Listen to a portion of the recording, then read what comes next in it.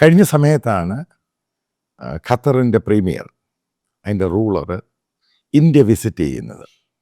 അപ്പം ഞാൻ അതിനു മുമ്പ് ഒരു വീഡിയോ ചെയ്തിരുന്നു. അദ്ദേഹം പെട്ടെന്നുള്ള വിസിറ്റിൻ്റെ കാരണം എന്താണ്?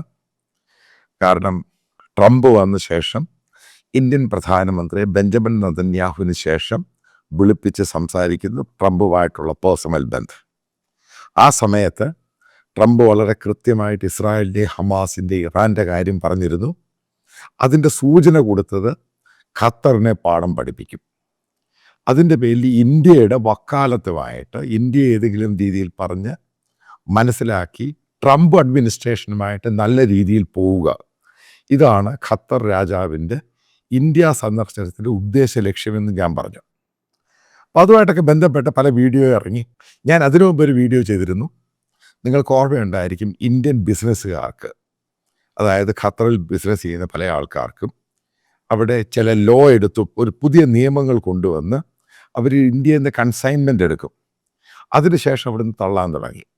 വലിയ നഷ്ടത്തിലായി. കാരണം നാമക്കലുള്ള എഗ് ഡീലേഴ്സ്, മുട്ടക്കച്ചവടക്കാർ, അതേപോലെ ഗുജറാത്തിൽ നിന്നും ടൈൽസ് എടുക്കുന്നവർ, അങ്ങനെ പല രീതിയിലുള്ളവർക്ക്.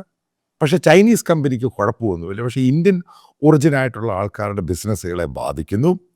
അതേപോലെ തന്നെ മറ്റൊരു വീഡിയോയിൽ ഞാൻ പറയുന്നുണ്ട്, ഇന്ത്യക്കാരായിട്ട് അവിടെ വർക്ക് ചെയ്യുകയും ജോലിയും ബിസിനസ്സൊക്കെ ചെയ്യുന്നവരുടെ അവരുടെ റിലേറ്റീവ്സിന് മക്കൾ ഇന്ത്യൻ വിസയിൽ, അതായത് ജോബ് വിസ, അതായത് ലേബർ വിസ എന്നൊക്കെ പറയുന്ന പോലെ, അതിനകത്ത് ഇന്ത്യയിലുള്ള ഹിന്ദുക്കളെയും ക്രിസ്ത്യാനികളെയും ഒഴിവാക്കുന്നു ഖത്തർ. ഇതുമായിട്ട് ബന്ധപ്പെട്ട അന്വേഷണം നടന്നു. ഞാനുമായിട്ട് എന്നെ വിളിച്ച് ചോദിച്ചു, പല ഇന്ത്യൻ ഏജൻസികളിലുള്ളവർ, ഡൽഹിയിലുള്ളവർ ചോദിക്കുന്നു. ഞാൻ പലതും പറയുന്നു. ഇന്ത്യ അന്വേഷണം നടത്തി. അതിന് ശേഷമാണ്, നിങ്ങൾ ആലോചിച്ചോളുക, ഇന്ത്യൻ പ്രധാനമന്ത്രിയുമായിട്ടുള്ള ട്രംപിൻ്റെ ബന്ധം, അമേരിക്കൻ ബന്ധം, അതേപോലെ ഇന്ത്യ എന്ന് പറഞ്ഞ ലോകരാജ്യം അതിശക്തമായിട്ട് മുന്നോട്ട് പോകുന്നു. അപ്പോൾ ഇന്ത്യ ഏതെങ്കിലും രീതിയിൽ സ്വാധീനിക്കാൻ വേണ്ടിയാണ് ഖത്തറിൻ്റെ ആ രാജാവ് ഇന്ത്യയിൽ വന്നത് എന്ന് ഞാനത് നേരത്തെ വീഡിയോയിൽ പറഞ്ഞു. അപ്പോൾ അതുമായിട്ട് ബന്ധപ്പെട്ട് നിങ്ങൾക്കറിയാം, അൽ ജസീറ ഖത്തറിൻ്റെ കൊല്ലം ജില്ലാ ലേഖകൻ അനിൽ മുഹമ്മദ് എന്നെപ്പറ്റി വീഡിയോ ചെയ്തു. അപ്പോൾ അതിനൊക്കെ ഞാൻ മറുപടി കൊടുക്കേണ്ട ആവശ്യമില്ലാത്തതുകൊണ്ട് കാരണം ഞാൻ ആ ജില്ലാ ലേഖകനെ ഒരു വാർഡ് ലേഖകനായിട്ട് തള്ളിക്കളയുന്നു. കാരണം യൂസ്ലെസ് ഇഡിയറ്റ് ആ വാക്കാണ് ഉപയോഗിക്കുന്നത്. കാരണം ഒരു കാര്യവുമില്ലാതെ സുഡാപ്പിസം മാത്രം പറയുന്ന ഒരുത്തൻ. അപ്പം അത് ഞാൻ തള്ളിക്കളയും. പക്ഷേ ആ ലേഖകൻ്റെ മറ്റുള്ള ലേഖനങ്ങൾ ഇതേപോലെ സംഭവങ്ങൾ വരുവാണെങ്കിൽ ഞാൻ മറുപടി തരുന്നതായിരിക്കും. ജംഗ്ഷൻ ഷാക്ക് എന്നൊക്കെ പറഞ്ഞിട്ടൊരു സാധനം, നോൺസെൻസ്. ഒരു കാര്യം പറയുവാണ്, കൃത്യത വേണം. കൃത്യതയോട് പറയാം, ആദ്യം പറയാൻ പഠിക്കുക. അല്ലാതെ വായി വരുന്ന വിളിച്ചുമല്ല. ഞാനിപ്പോൾ പറയുന്ന സംഭവം, you have to give a proper answer.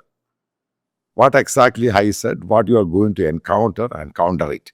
Then I will give then of course I will give the answer. Okay, അപ്പോൾ ഇങ്ങോട്ട് വരാം.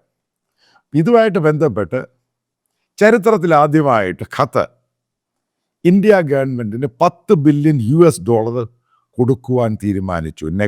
അതായത് ഇന്ത്യ ഗവൺമെൻറ് കൊടുക്കും. നേരത്തെ 2008 $5 ബില്യൺ ഖത്തർ കൊടുത്തിരുന്നു. അതെന്തിനാണെന്ന് കൂടെ നിങ്ങൾ അറിഞ്ഞിരിക്കണം. അത് ഖത്തറിന് വേണ്ടി ഇന്ത്യയിൽ ഇൻവെസ്റ്റ് ചെയ്തു. അതായത് ഖത്തറിൽ നിന്ന് LNG വാങ്ങുമ്പോൾ ആ LNG സ്റ്റോർ ചെയ്ത് പൈപ്പ് ലൈൻ ഉണ്ടാക്കാൻ വേണ്ടി, കാരണം ഇത് ഖത്തറിൽ നിന്നാണ് വരുന്നത്, ഇത് പൈപ്പ് ലൈൻ ഉണ്ടാക്കാൻ വേണ്ടി ഇന്ത്യയിലുള്ള ഓയിൽ കമ്പനിയുമായിട്ട് ചേർന്ന് അവർക്ക് വേണ്ടി എനർജി പർപ്പസിന് ഖത്തറിന് വേണ്ടിയാണ് അന്ന് $5 ബില്യൺ 2008 ഇൻവെസ്റ്റ് ചെയ്തത്. പക്ഷേ ഇപ്രാവശ്യം ഖത്തർ ഇൻവെസ്റ്റ് ചെയ്തേക്കുന്ന $10 ബില്യൺ എന്ന് പറയുന്നത് ഇന്ത്യക്ക് വേണ്ടിയാണ്.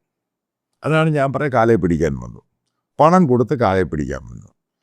എവിടേക്കാണ് ഇൻവെസ്റ്റ് ചെയ്യുന്നത്? ഇന്ത്യയിലെ ഇൻഫ്രാസ്ട്രക്ചർ ഏകദേശം 86,000 കോടി രൂപയാണ് അയാൾ ഇൻവെസ്റ്റ് ചെയ്തിട്ട് പോയേക്കുന്നത്, ഇന്ത്യക്ക് തന്നിട്ട് പോയേക്കുന്നത്. അതേപോലെ തന്നെ ഇവിടെ IT സ്റ്റാർട്ടപ്പുകൾക്ക്, അതായത് ഇന്ത്യയുടെ എക്കോണമി, പുതിയ ചെറുപ്പക്കാർക്ക് ഇന്ത്യയിൽ തൊഴിലവസരം ഉണ്ടാക്കാൻ ഖത്തർ അമീറിന് തലയ്ക്ക് ഭ്രാന്തല്ലേ ഇപ്പം വന്നിത് കൊടുക്കാൻ വേണ്ടി. സംഭവം ഇതാണ്. ഞാൻ പറഞ്ഞത് പിടികിട്ടിയില്ല. എന്തിനാണ് പണം കൊടുത്തത്?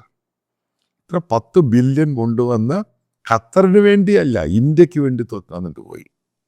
ഇന്ത്യൻ എക്കോണമി ബൂം ചെയ്യാൻ, അതേപോലെ തന്നെ ഇന്ത്യയിലെ ചെറുപ്പക്കാർക്ക് സ്റ്റാർട്ടപ്പ് തുടങ്ങാൻ, അതേപോലെ IT വികസനം, അതിനുവേണ്ടിയാണ് $10 ബില്യൺ അതേ കൊടുത്തിട്ട്. ഇത് പ്രത്യേകിച്ച് ചില ഡീലുകൾ സൈൻ ചെയ്തു.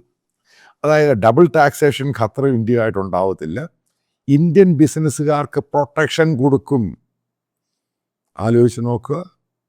ഇതാണ് ഞാൻ നേരത്തെ പറഞ്ഞത്, ഇതാണ് സംഭവിച്ചിരിക്കുന്നത്. അതേപോലെ ഇന്ത്യയുടെ താല്പര്യങ്ങൾ സംരക്ഷിക്കും. അതായത് ഇന്ത്യയിൽ ഫുഡ് പാർക്ക് ഉണ്ടാകാൻ വേണ്ടി വീണ്ടും ഖത്തർ ഇൻവെസ്റ്റ് ചെയ്യുന്നതായിരിക്കും. ഇതല്ലേ ഞാൻ പറഞ്ഞുള്ളൂ, അതല്ലേ സംഭവിച്ചത്. പിന്നെ അടുത്ത ചോദ്യം, ഇന്ത്യൻ പ്രധാനമന്ത്രി എയർപോർട്ടിൽ പോയി സ്വീകരിച്ചു. ഉണ്ട്, സത്യമായി. ഇന്ത്യയുടെ പ്രധാനമന്ത്രി അയാളെ മാത്രമൊന്നുമല്ല, സൗദി കിങ് വരുമ്പോഴും അബുദാബി കിങ് വരുമ്പോഴും മറ്റ് ചില ആൾക്കാർ വരും പോകാറുണ്ട്. അതേപോലെ ഇന്ത്യയിൽ ആലോചിച്ചോ, സുപ്രീം കോടതി ചില ആൾക്കാരെ തൂക്കാൻ വിധിച്ചു. അവരെ റിലീസ് ചെയ്യണമെന്ന് മറ്റൊരു രാജ്യം പറഞ്ഞ് ഇന്ത്യ റിലീസ് ചെയ്യുമോ? ഇന്ത്യയുടെ സുപ്രീം കോർട്ടാണ് വിധിച്ചിരിക്കുന്നത്. ഖത്തറിൻ്റെ സുപ്രീം കോർട്ട് വിധിച്ചിട്ട് ഇന്ത്യൻ പ്രധാനമന്ത്രി പറഞ്ഞപ്പോൾ എല്ലാവരെയും പറഞ്ഞു വിട്ടു. ഇത്രയേ ഉള്ളൂ ഖത്തർ. അപ്പം ഇന്ത്യ പറഞ്ഞ് കേട്ട രാജ്യം, 8 ലക്ഷത്തോളം ഇന്ത്യക്കാർ ജോലി ചെയ്യുന്ന രാജ്യം, ഇന്ത്യയുമായിട്ട് നല്ല ബന്ധത്തിൽ പോകുന്ന രാജ്യം, ഏകദേശം 2047 വരെ ഖത്തറുമായിട്ട് LNG ഡീല്, ഏറ്റവും വില കുറഞ്ഞ LNG വാങ്ങുന്നൊരു രാജ്യം. അപ്പോൾ അതിൻ്റെ അയാൾ വന്നു കഴിയുമ്പോൾ ഇന്ത്യൻ പ്രധാനമന്ത്രി കേട്ടിട്ട് ഈ പറയുന്ന കാര്യങ്ങൾ മുഴുവനും റിവേഴ്സ് ഗിയറിൽ കൊണ്ടുവന്നു. അതായത് ഇന്ത്യക്കാരന് വിസയ്ക്ക് പ്രശ്നമില്ല, ഇന്ത്യൻ ബിസിനസ്സുകാർക്ക് പ്രശ്നമില്ല, നാച്ചുറലായിട്ട് ഇന്ത്യൻ പ്രധാനമന്ത്രി പോവും. പിന്നെ 86,000 കോടി കൊണ്ട് ഇന്ത്യയിലെ എയർപോർട്ടിൽ വരുന്ന ഒരാളെ കാണാൻ ഇന്ത്യൻ പ്രധാനമന്ത്രി പോകത്തില്ലേ? ബുദ്ധി, ലോജിക്ക് ഉപയോഗിച്ച് ചിന്തിക്കുക. അതുകൊണ്ടാണ് പോയത്. അതിൽ വലിയ അത്ഭുതമൊന്നുമില്ല. ഇതാണ് അതിൻ്റെ യഥാർത്ഥത്തിൽ നടന്നത്. കാരണം ഖത്തർ രാജാവിന് പേടിയായി, ശരിക്കും ഭയന്നു. പിന്നെ ഇന്ത്യയുടെ റോളുണ്ട് ഇപ്പോഴും ഗ്ലോബലായിട്ട്. അതാണ് ഞാൻ പറയാം, പഴയ ഇന്ത്യ അല്ല ഇന്നത്തെ ഇന്ത്യ. പഴയ ഇന്ത്യ ഇന്നത്തെ വളരെ വ്യത്യാസമാണ്. കാരണം ഇന്ത്യക്ക് എവിടെ ഒരു സേ ഉണ്ട്, എവിടെ അഭിപ്രായം പറയാം. ആ അഭിപ്രായത്തെ ലോകത്തിലെ വലിയൊരു ശതമാനം രാജ്യങ്ങൾ അംഗീകരിക്കുന്നുണ്ട്. അതാണ് ഇതിൻ്റെ പ്രധാനപ്പെട്ട സംഭവം. പിന്നെ ബാക്ക്ഡോറിൽ വയറോ ടോക്സ് ഒക്കെ ഉണ്ടായി. ഖത്തറിന് സൈനികപരമായിട്ടുള്ളത് പട്ടാളക്കാരെ ട്രെയിൻ ചെയ്യുന്ന ഇന്ത്യക്കാരായിരിക്കും, ഇന്ത്യൻ പട്ടാളത്തിൻ്റെ വിങ്ങായിരിക്കും. സുഡാപ്പികൾക്കൊന്നും ഇഷ്ടപ്പെട്ട് കാണത്തില്ലായിരിക്കും. 2 രാജ്യങ്ങൾ തമ്മിൽ ടോക്സ് നടക്കും, ബയലാട്രൽ ടോക്സ് നടക്കുമ്പോൾ മുമ്പിൽ പറയുന്ന കാര്യങ്ങളുണ്ട്, ട്രേഡ്, അത് ഇത്, മാട കുറച്ചൊക്കെ ഉണ്ട്. പുറകിൽ നടക്കുന്ന ബാക്ക്ഡോർ ടോക്സ് ഉണ്ട്. ഈ ടോക്സിനകത്തൊന്നും മറ്റുള്ള ഞാൻ ഈ പറഞ്ഞ കാര്യങ്ങളൊന്നും വരത്തില്ല. കാരണം അത് വളരെ കൃത്യമാണ്. അതിൻ്റെ അകത്ത് പറയും ഇന്ത്യയുമായിട്ടുള്ള ട്രേഡിൻ്റെ ഡബിൾ ടാക്സേഷൻ, ഇന്ത്യ ആ സംഭവങ്ങളൊക്കെ വളരെ ക്ലിയർ ചെയ്യും. പക്ഷേ യഥാർത്ഥ ടോക്സ് ഇതൊന്നും അല്ല നടന്നേക്കുന്നത്. യഥാർത്ഥ ടോക്സ് എന്ന് വെച്ചാൽ ഖത്തർ വന്ന് ഇന്ത്യയുടെ മുമ്പിൽ സറണ്ടർ ചെയ്തു, അവർക്ക് തെറ്റുപറ്റിപ്പോയി. അത് കഴിഞ്ഞ് 20ഓളം ഖത്തറിൻ്റെ ഈ ഗവൺമെൻറ് സർവീസിൽ ജോലി ചെയ്യുന്ന ഈ വിസയുമായിട്ട് ബന്ധപ്പെട്ട ഈ പറയുന്ന സുഡാപ്പികളിൽപ്പെട്ട 20 പേരെ അവർ ടെർമിനേറ്റ് ചെയ്തല്ലോ. അത് ഈ സുഡാപ്പികൾ അറിഞ്ഞു, അവിടെ നിന്ന് ടെർമിനേറ്റ് ചെയ്തു. കാരണം അവർ ത്രൂ ആണ് ഈ സംഭവം അവരെ ഇംപ്ലിമെൻറ്റ് ചെയ്യാൻ ശ്രമിച്ചത്. കാരണം അവരെ പറഞ്ഞ് ഇതിൽ മനസ്സിലാക്കി. അതായത് ഇന്ന് ഇന്ത്യക്കാർക്ക് അവിടെ ക്രിസ്ത്യാനിയാണെങ്കിൽ ഹിന്ദു ആണെങ്കിൽ ആ പ്രശ്നം ഉണ്ടാവുന്നില്ല. അവിടുത്തെ കിങ്ഡമാണ് ഉറപ്പ് കൊടുത്തിരിക്കുന്നത്, അവർ കംപ്ലീറ്റ് ആയിട്ട് പ്രൊട്ടക്ഷൻ കൊടുക്കും.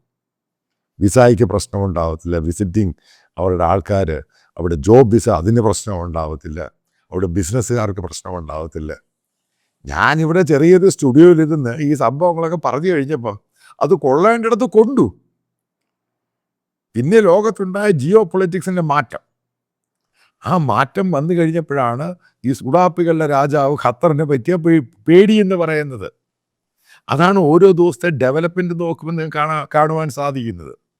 പിന്നെ മറ്റൊരു ഇമ്പോർട്ടൻ്റ് ആയിട്ട് സംഭവം ഉണ്ടായി. ഇന്ത്യക്കാരായിട്ട് അവിടെ തടവിൽ കഴിയുന്ന ഏകദേശം 600ഓളം പേരുണ്ട്. കാരണം ഇവരെ ശിക്ഷാ കാലാവധി സ്പോൺസർഷിപ്പും മറ്റുള്ള സംഭവമാണ്. അവരെ പറഞ്ഞു വിടാൻ തീരുമാനിച്ചു. അതിൻ്റെ അകത്ത് ഒത്തിരി സുഡാപ്പികളുമുണ്ട്. കാരണം അവിടെ വെട്ടിയതും തട്ടിയതുമായിട്ടാണ് അവന്മാർ. അതും കൂടെ ഉണ്ടായി കേട്ടോ.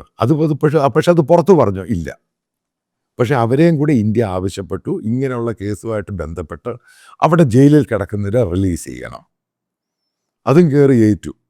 ഉറപ്പായിട്ടും അതുമായിട്ട് ബന്ധപ്പെട്ട് 2-3 പേർക്ക് ഞാനും ഗവൺമെൻറ് ഓഫ് ഇന്ത്യക്ക് കത്തയച്ചിട്ടുണ്ട്.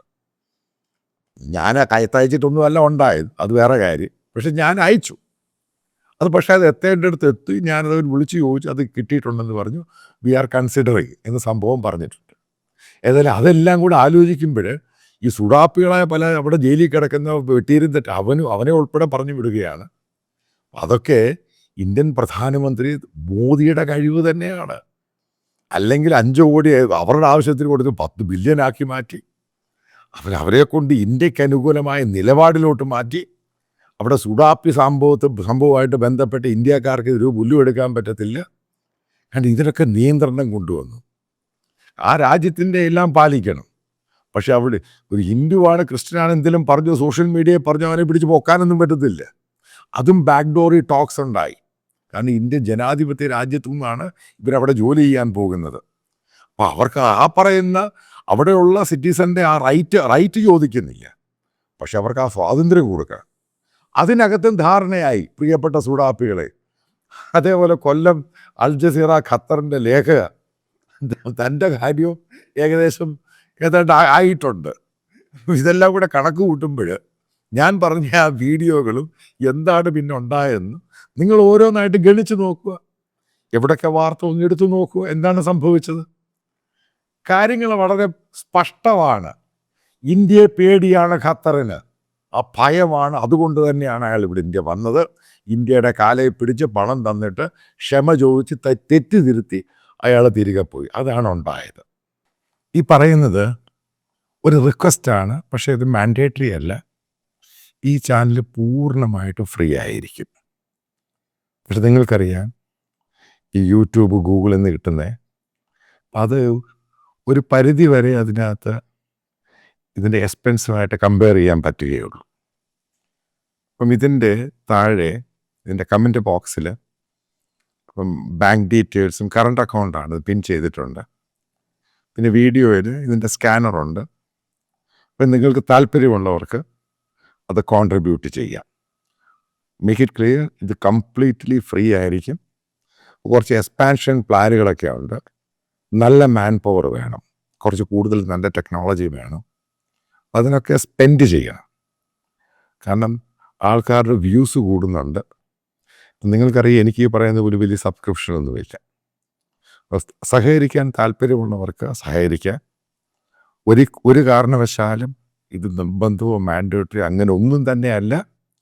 നിങ്ങൾക്ക് താല്പര്യമുള്ളത് മാത്രം വിശ്വസിക്കുന്ന നിങ്ങൾ ഇതിൽ കോൺട്രിബ്യൂട്ട് ചെയ്യുമെന്ന്.